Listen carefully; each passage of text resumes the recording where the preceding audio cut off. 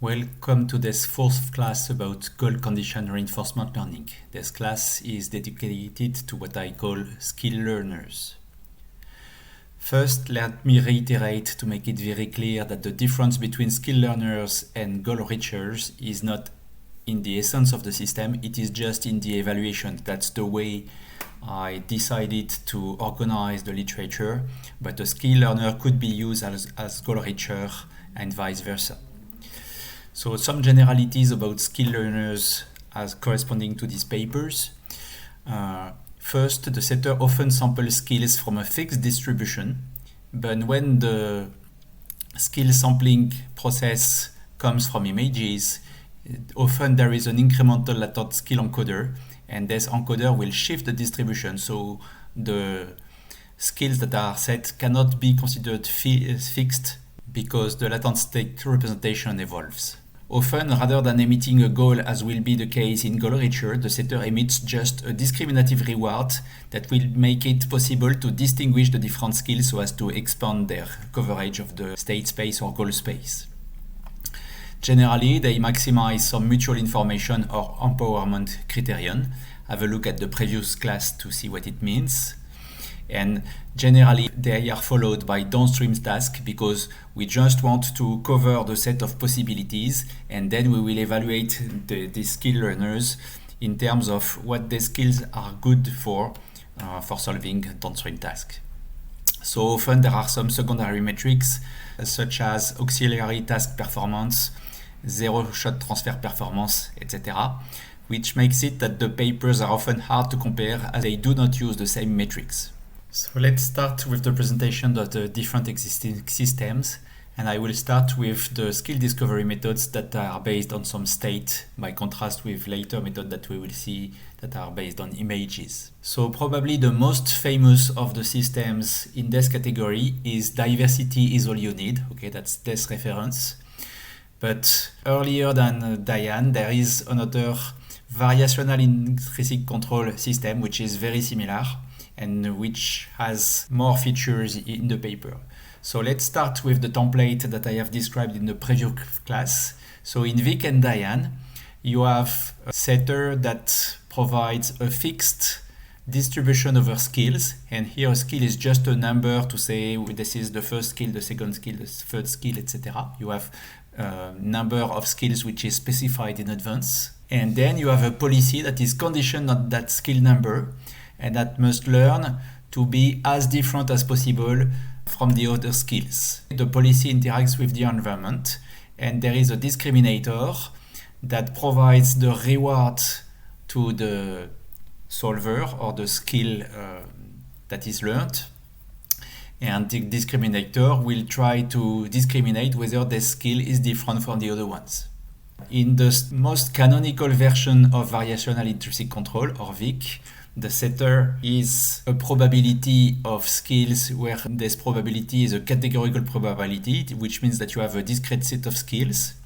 But you also have a setter with a probability of skills conditioned on some initial states. So you want to discriminate skills when starting from the same state. There is also a version where the distribution over skills is continuous. And there is even one where the distribution over skills is learned, meaning that the representation of the skills is evolving. In one of these versions, which is called implicit VIC, and in fact this is presented in a Valor paper that we will see just after that, they have a version where to discriminate the skill you just use the final state. And what's interesting is that if fulfilling the skill consists in reaching a final state, it means reaching a goal which corresponds to this final state.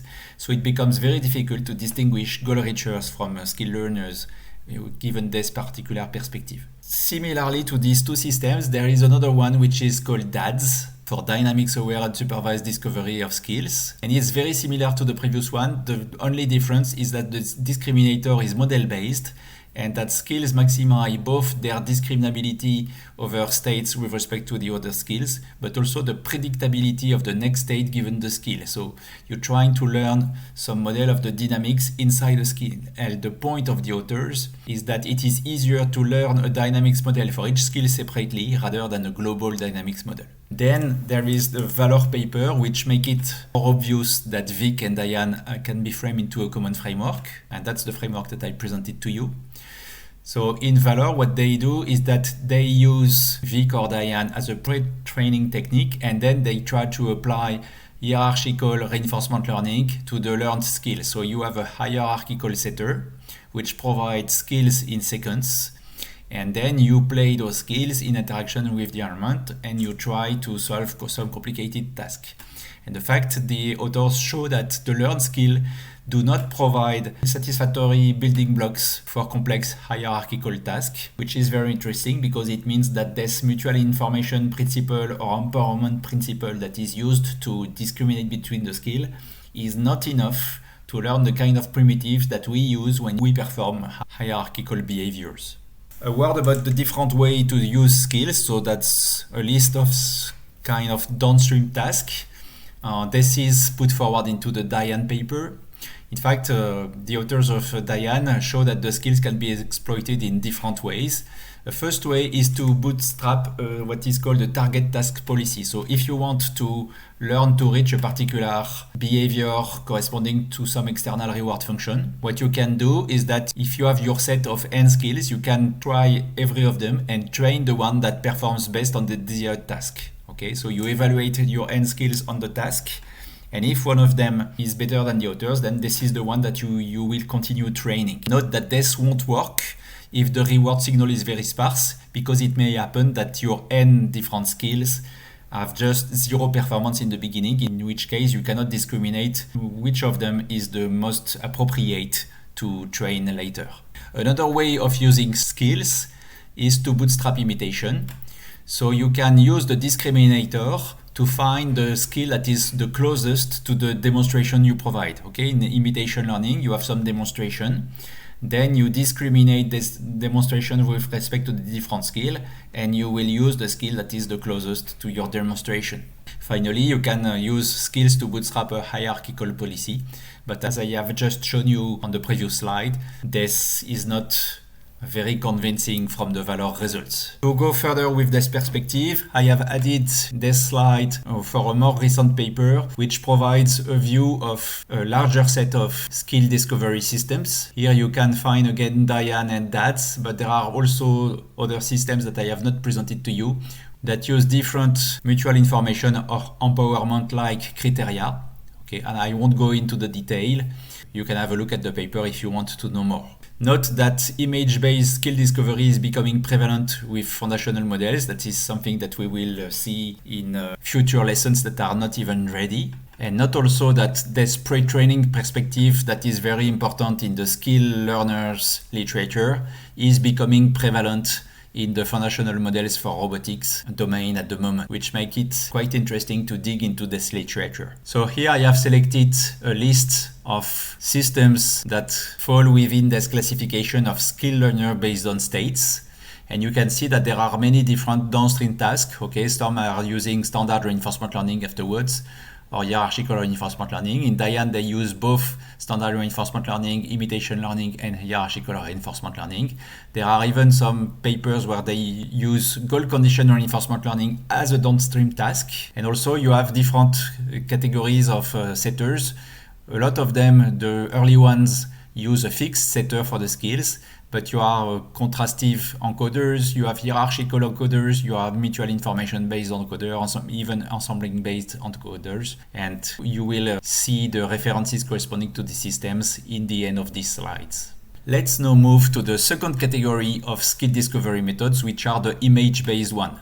I will just show you 3 examples and then a short list because I want to keep this lesson short. So the first one that I will present is called Many Goals, and it is interesting because this is a quite early work and it presents itself as an extension of the very early work from Leslie Keilblink, but where Leslie Keilblink was just using a tabular representation and was enumerating all goals.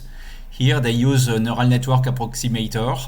They learn from images, which are actually symbolic images, and they sample many goals instead of all goals because, of course, when you have a continuous representation, you cannot enumerate all the possibilities. So what are they doing? In fact, they have a first pre-training step where they learn a goal condition action value function. And to learn this, they have just one neural network that they use from one side with the state and from the other side from the goal. They multiply the output, okay, and they learn this architecture so as to maximize the Q function. And once this pre-training is finished, they will just extract that part, which is just a standard non-goal condition policy, and they will use it to build an actor critic architecture with here the actor and here the critic, which is the value of the state. So I won't go much into the details, but if you want to know more, just have a look at the paper. Another slightly more recent system is Viser. I don't know how to spell this name. This time this is an extension of Vic or Diane to the case of images. And what they do, which is quite interesting, is that they use successor features that are borrowed from this paper from Barreto and colleagues. The idea is that successor features is a way to represent images that provides efficient generalization to similar tasks. And so here you can recognize more or less Diane, okay, you have the policy and you have the discriminator, but they add the layer of successor features and they train their system in the environment exactly as they would do with Vic of Diane. And here you have the reference of the system. A much more recent one is Lexa. And this one is interesting in several respects. First, it has two solvers, one which is called the Explorer and one which is called the Achiever. So they try to learn skills that are good at discovering new states from one side, and from the other side they apply reinforcement learning to improve the capabilities of skill to reach specific goals. To do this, in fact, they rely on learning a word model, and for learning the word model, they make profit of the efficiency of the Dreamer family of systems, where Dreamer is a set of models that are proposed by Daneja Hafner, which is one of the authors of this paper.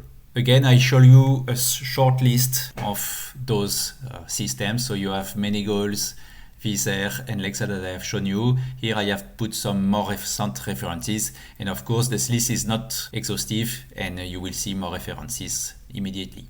So if you have any question, don't hesitate to reach me, and I just go through the slides so that you can have a look at the references. But again, the slides will come together with the video that you are probably watching.